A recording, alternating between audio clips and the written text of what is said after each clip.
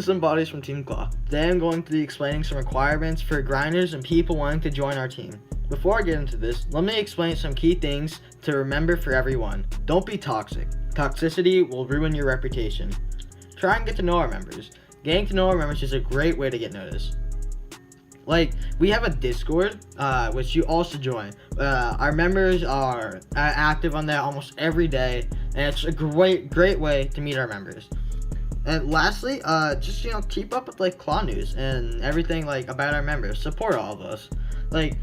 If a Klaw member is, streamer, if they make a video, go and, comment on it, or go join their stream, and you could talk to them through there, and that's also a good way to get to know them. And we notice people a lot more if they, get to know our members of our team. So that's a great way to get noticed. So without further ado, let's get into the requirements for players. So, there are many different types of players. There's trick shotters, competitive players, creative players, and general players. First of all, I'm going to talk about trick shotters. Trick shotters must go for interesting shots. We don't want to just see plain and simple no-scopes. We don't want to see creative or team rumble clips. We want to see public match clips. It doesn't matter if they're against bots. Bots are fine, but it has to be in public games. We don't want to see someone just going for clips in creative or going for clips in Team Rumble. We want to see public match clips. Endgame clips especially. Those are always good. And don't fake clips. If we catch you faking a clip, we will instantly ban you from anything that has to do with Klaw, okay? So that's it for trick shotters. Moving on to competitive players. Competitive players must have experience in scrims and must have competitive gameplay. They must have decent placements and show skill and potential.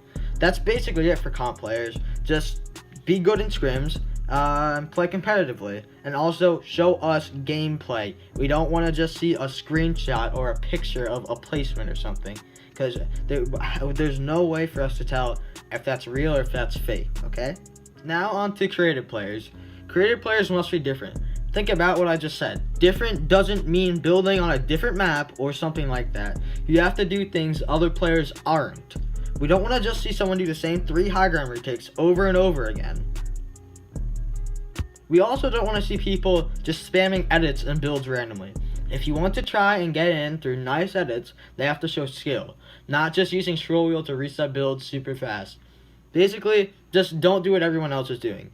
And we'd rather see some really weird, out-of-the-box building than the same old builds and edits 100 times over.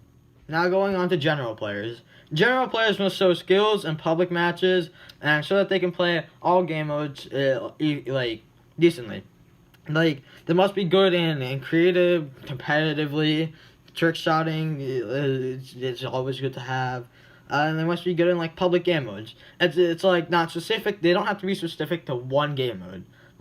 They could be in skillful in every game mode basically. But yeah, so that's it for general players. Now we're moving on to content creators and streamers. Content creators must have dedicated fan bases and be entertaining and enjoyable to watch. The quality must be at least 720p, and we prefer 1080p, but we'll let 720p slide.